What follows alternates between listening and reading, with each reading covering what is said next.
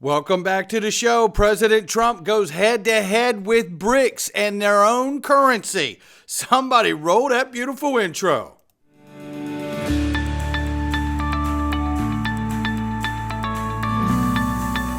Digital Perspectives with Brad Kimes. Come on in.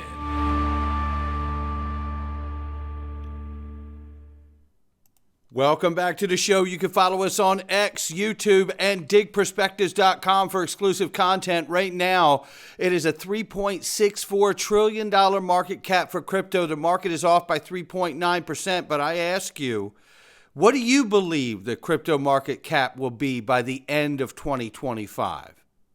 Bitcoin 102,200 plus, Ethereum 3,200 plus, XRP $3 right on the nose. We're off by 3.3% in the 24. We're off by 3.8 on the seven day. We're at 173 billion plus market cap, ladies and gentlemen. Now we've lost a little bit because we're sitting at $3 right on the nose here, ranging between 296 and 311. We'll keep an eye on it here. We got some charts to look at before we get out of here, and a lot of information to go over today that goes back into the geopolitical realm. And it also covers the strategic reserve issue. And I don't think that these conversations are mutually exclusive to themselves. I really don't. I think these things absolutely go hand in hand. Let's get into this. Current market cap news, XRP gains 50% in January, while Bitcoin rises 13% and Ethereum falls. That was what January looked like. Ripple XRP just became bigger than BlackRock, ladies and gentlemen, and we know that BlackRock has 10 or 11 trillion assets under management. Their market cap is currently 166.5 billion plus. We're at 173 billion plus for XRP's market cap. That is impressive to see that kind of growth. And we see we've won, everybody, says Kenny. He says 9 XRP ETFs now. Yeah, I think this is getting super exciting. And then XRP U.S. Reserve Digital Currency, I think that happens too. And no XRP capital gains tax. I think that's going to happen too.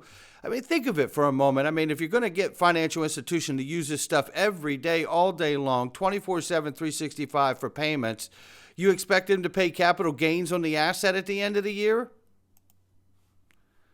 And we know this guy. We've highlighted this guy here. This is Anthony, Mr. Bitcoin Anthony here. And I don't want to listen to this whole clip again because I don't want you to get sick. But I do want you to hear the first 32 seconds exactly. So let's listen to this. I see the downside less in terms of impacting Bitcoin in particular and more pertaining to other altcoins, specifically Ripple. There's a lot of positive sentiment in the market for Ripple right now and a lot of excitement around Ripple as, potentially a strategic reserve. But, I see a lot of fundamental flaws in XRP in particular, and honestly view a strategic reserve backed by Ripple as being the demise of the network itself for a number of reasons. Okay, so there's that. I think a couple of those reasons are that he's a real big investor in the ETH and Solana, and then he also happens to work with Bill Hinman's son. So I think there's a few of them. I don't want to speak for the guy, but there's a few of them. But the point is this is why we're getting ready to get into why I believe there is a heightened conversation about what digital assets are going into a strategic reserve should they choose to have one, or a stockpile, however you want to call it. And I think this conversation is about to get very big. Let's move through this information a little bit here, because I'm not trying to knock anybody here, but let's understand this. This is from Bitcoin Magazine. The world's largest stablecoin, Tether, is now minting its stablecoin on the Bitcoin Lightning Network. Tether, selling the only product that the Federal Reserve has ever had, dollars. Yeah. So the money printed to inflate Bitcoin is now going to mint on the Bitcoin Lightning Network. So when Tether prints USDT, they buy more Bitcoin with it. Then Bitcoin goes up in price shortly after buying it, and Tether backs USDT with the Bitcoin they just bought and pushed up in price. Got it. What could possibly go wrong? Remember, what we're talking about is the dollar. What we're talking about is a strategic reserve, Bitcoin, multiple assets, which I believe it should be a basket, and it should include all kinds of assets, not just XRP. And when I'm looking at this stuff, I'm thinking, this is why this is such a huge conversation. This is why I believe it also aligns that Tether's just been pushed out of the EU. This is why I believe that we will see Tether pushed out of the U.S. economy as well, unless something changes with their structure. Paulo Ardoino from Tether says, just released the attestation for Q4 24. Oh, okay. For transparency or redemption? Because at the same time, you're getting pushed out of everywhere you're at. Just relocated in El Salvador, which just had to pull Bitcoin as money and went and gotten a loan, $1.3 billion with the IMF. Think of it. Now look at this. From the Department of Homeland Security, a system like Ripple is more likely to facilitate, look at this. Let's just read it. However, the U.S. dollar is still widely accepted as the world reserve currency. It's more likely that in the near future, a currency-agnostic peer-to-peer payment transfer mechanism like Ripple will be used to access U.S. dollars instead of a cryptocurrency like Bitcoin. Well, isn't that interesting? The same agency that interviewed the 4 Satoshi says that it's more likely that Ripple would be used to access the US dollar instead of a crypto like Bitcoin. And now we have the real USD on the ledger and Ethereum and about to be spread out across all of the multi-chain economy. And I think that's why the Bitcoin maxis are having trouble with this. Side note, how come no Bitcoin maxis never want to talk about the 4 Satoshis that the Department of Homeland Security interviewed? To a man, Michael Saylor, Jack Mallers, right? Pierre Richard, the rest of them that have been attacking us every day. None of them will acknowledge the issue that the 4 Satoshis have been interviewed by the Department of Homeland Security, which also just celebrated the fact that Ripple's a better solution. I'm not saying this is a maxi. I'm saying this is somebody who wants to understand the pros and cons of what these things do or not. Now, we come back to the problem that the dollar's in trouble. This is a conversation I had with the Honorable Cristian Carlo on stage at XRP Las Vegas just last year. And please get your ticket because we're going to be on stage talking about a whole new set of issues this year. Listen to this gentleman. It's at a breaking point. It's going to die. The President Trump talked about it. He said, we're going to cancel all the national debt. Who knows, maybe we'll pay off our $35 trillion, hand him a little crypto check, right? Which means we're going to file bankruptcy. And the reason why, because we're going to introduce the new digital currency. I don't think Bitcoin will last too long. The United States will be the crypto capital of the planet. But then they will lose the control of printing money. They already lost the control. We're at 37 trillion. There is no way. Do you think collapse of the dollar is going to happen within Trump time? It already happened. Are we going to digital currency? 100%.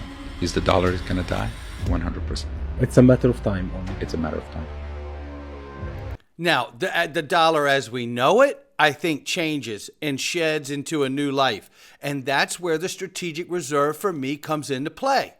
That's why I believe we're going to see this fight get even worse before we see the 180 days of the Crypto Council come back with their findings.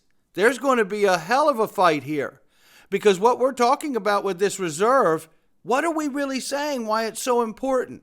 Everybody's thinking of it like, well, they put it in there and it'll make my bags get bigger. Okay, but what's the real reason for doing it? The real reason for doing it at all is to underpin the confidence of the US dollar with more assets of value.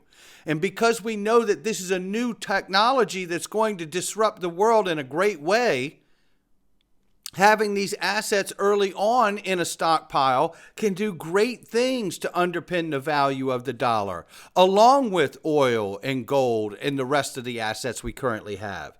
And what does this do? This brings more confidence back to the dollar. What kind of dollar? A digital dollar. You know, the real USD. Because at that point, you will have all of this tokenization of these things of value that can be held in a reserve, a piece of everything, and that can underpin the confidence of the dollar instead of the exclusive deal of dealing in petrodollar Every time you use oil, you use the U.S. dollars for the deal. And we can get away from needing the Middle East to support that deal. They don't have to. They could just use what's best, and what will be best will be the digital dollar, because it'll be backed in a better way, and it already has 90+% coverage of this entire digital asset space.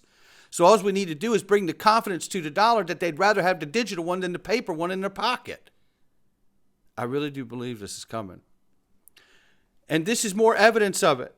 Now let's talk about the tariffs, because I have believed since the moment I heard him say it that the tariffs are going to go hand with rolling out this new digital economy. Let's get into this. President Trump issues a warning to BRICS coalition and threatens 100% tariffs if they attempt to replace the U.S. dollar.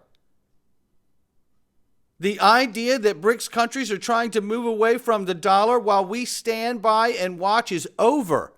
We're going to require a commitment from these seemingly hostile countries that they will neither create a new BRICS currency nor back any other currency to replace the mighty U.S. dollar, or they will face 100% tariffs and should expect to say goodbye to selling into the wonderful U.S. economy. Then they can go find another sucker nation. There's no chance the BRICS will replace the U.S. dollar in international trade or anywhere else. And any country that tries should say hello to tariffs and goodbye to America. And what are they exactly saying goodbye to? Well, we'll get that in a second here. So there you can see where the comment is. But the real deal is we're talking about this. The total value of imported goods into the United States was approximately $3.83 trillion in 2023. Now, you're talking about a portion of that getting hit with 100% tariffs because some of that is going to be coming from BRICS. This is about saving the dollar. This is about getting off of the petrodollar without falling into World War III. This is exactly what I've believed for years about where we're going here. This is just my thoughts on the matter. Now, Gary Cardone out here trying to shake things up with some engagement farming. Is XRP's future dependent upon it being a part of the U.S. digital stockpile? The answer is no, it can stand alone. It already does. But I believe that Gary is asking the wrong question, or the question the wrong way. I think the question you need to be asking is, can the U.S. dollar remain strong without assets like XRP in a strategic reserve stockpile? And the answer is no. This has always been about underpinning the U.S. dollar with digital assets so we don't have to rely on the petrodollar agreement anymore. And then we won't need another country to do a damn thing other than you use the strongest dollar out here, and it'll be ours. Don't believe it. It's still true. This just in, by the way. Kremlin says the BRICS is not discussing the creation of a common currency after President Trump threatened 100% tariffs on BRICS nation. They just, you know what? Listen, we just want to be clear. No one's talking any of that, okay? All right, let's stop with the 100%. Yeah, and you know, I know Trump said it's not a negotiating tool, but yes, it is. Of course it is. And it's working beautifully. And some of these countries are going to get hit with tariffs anyway to level the playing field.